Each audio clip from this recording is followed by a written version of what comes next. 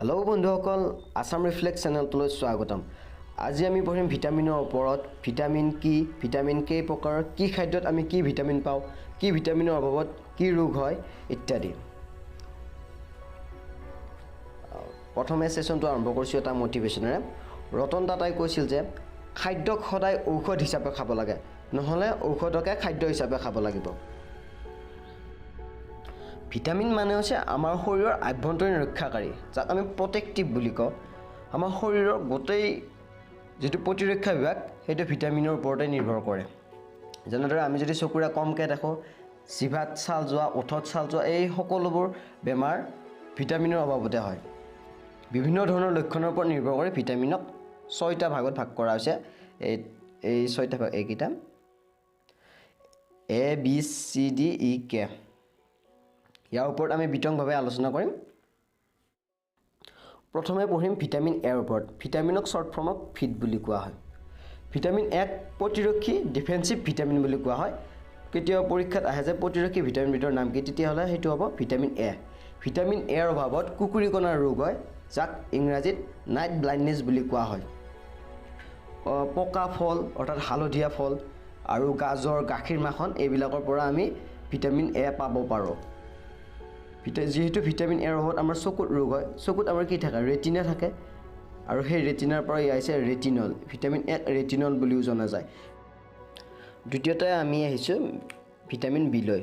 Vitamin বিক সাধাৰণতে 8টা ভাগত ভাগ কৰা হৈছে, কিন্তু ইয়াৰ 4টা অতি গুৰুত্বপূৰ্ণ, সেইবাবে আমি ইয়াত 4টা আলোচনা কৰিম।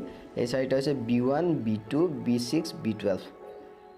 ভিটামিন বিৰ অভাৱত সাধাৰণতে ওঠ বা জিভাত ছাল যোৱা, ছালৰ পুৰণি আদি ৰোগ হয়। যেনে মানুহৰ ওঠৰ চুকত ছাল যোৱা আৰু জিভাত ছাল যোৱা, জাৰি পৰাও, এইকেইটা হৈছে ভিটামিন বিৰ অভাৱত হয়। প্ৰথমে আহিছোঁ আমি B1 ভিটামিনৰ ওপৰত। B1 ভিটামিনৰ অভাৱত বেৰি ৰোগ হয়। বেৰি ৰোগৰ লক্ষণ হৈছে অভোগ আৰু বৃদ্ধিৰ বাধাগ্ৰস্ততা।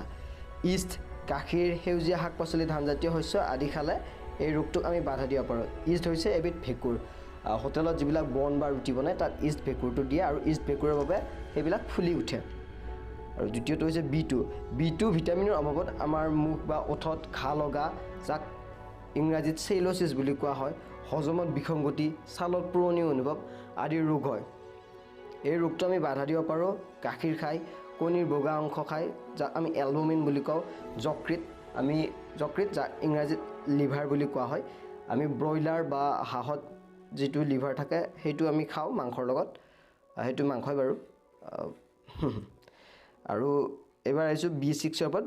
B6 ভিটামিনৰ অভাৱত মৃগী ৰোগ হয়। মৃগী ৰোগ মানে হঠাৎ মূৰ্ছা যোৱা যিটো ৰোগ, তাক ইংৰাজীত কনভালচন বুলি কোৱা হয়। এই ৰোগটোক আমি বাধা দিব পাৰোঁ ইষ্ট, গাখীৰ, সেউজীয়া শাক পাচলি, ধানজাতীয় শস্য আৰু বুট মাহ আদি খায়। আৰু চতুৰ্থটো হৈছে B12।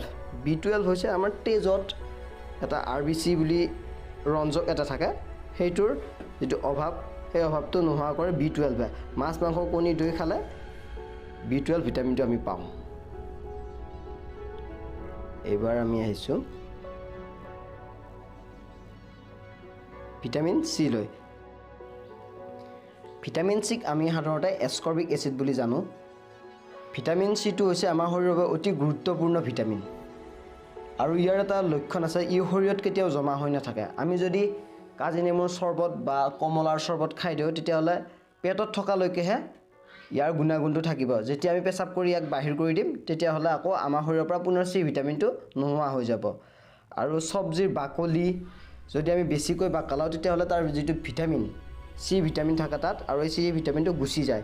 সেইবাবে চব্জিৰ বাকলি আমি অতি ডাঠকৈ বাকলাব নালাগে, অলপ পাতলকৈ বাকলাব লাগে, তেতিয়াহ'লে তাত ভিটামিন চিটো ৰৈ যায়। আৰু ভিটামিন চিটোৰ স্বাদটো হৈছে কেঁহা, যেনেদৰে আমলখি স্বাদ হৈছে কেঁহা। আৰু টেঙা ফলতো ভিটামিন চি পোৱা যায়। আৰু যদি আমি খাদ্য বহুত উতলালে ভিটামিন চিটো নোহোৱা হৈ যায়। যদি আমি আমলখি উতলাই উঠি খাওঁ, তেতিয়াহ'লে তাৰ যিটো ভিটামিন চি সেইটো গুচি যায়, আৰু মদ খোৱা ব্যক্তিৰ শৰীৰত ভিটামিন চিটো নাথাকে, মানে অতি সোনকালে ডিজল্ভ হৈ যায়। আৰু ইয়াৰ লক্ষণবিলাক হৈছে দাঁতৰ আলুৰ পৰা ৰক্তক্ষৰণ, আৰু ভিটামিন চিৰ অভাৱত সোনকালে আমাৰ শৰীৰৰ যিবিলাক ঘাঁ আছে, ঘাঁবিলাক নুশুকায়।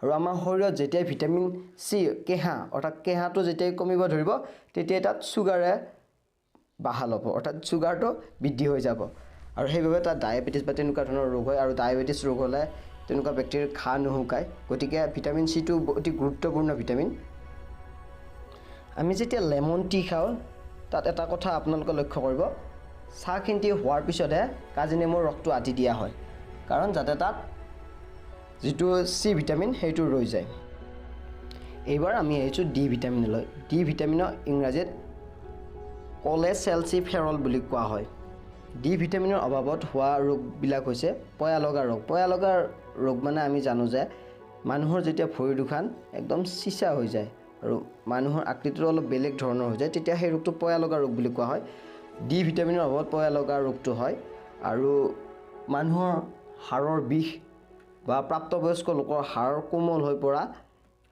এই ৰোগবিলাক ভিটামিন ডিৰ অভাৱত হয় আৰু ভিটামিন ডিক ইংৰাজীত অষ্টেমেলেচিয়া বুলি কোৱা হয় এই ইংৰাজী শব্দবোৰ মনত ৰাখি থোৱা ভাল কেতিয়াবা হস্পিটেলত গ'লে এইবোৰ শব্দৰ খুব প্ৰয়োজন হয় ভিটামিন ডিটো আমি মাছ কণীৰ কুহুম সূৰ্যৰ ৰাতিপুৱাৰ পোহৰৰ পৰা পাব পাৰোঁ আৰু ইয়াৰ এটা অতি ভাল লক্ষণ হৈছে ই অতি সোনকালে গঠন হয় আৰু ভিটামিন ডিটো এনেকুৱা এবিধ ভিটামিন যি নেকি নিজে হৰমন